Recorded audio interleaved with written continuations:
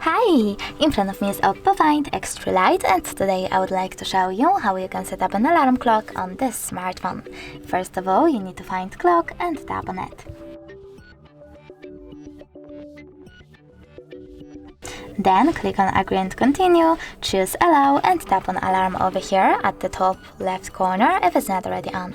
Then tap on this plus icon at the bottom right corner to create your alarm. Now you need to set up an hour and choose Ring Once or Custom. If you wish to choose Custom, click on it, tap on Repeat and select Days of the Week. When you're ready, just go back. Now you need to choose alarm name over here by typing wherever you wish to and clicking on this blue icon at the bottom right corner of your keyboard. Then click on the switches next to Vibrate and Snooze to disable or enable those features and tap on Ringtone.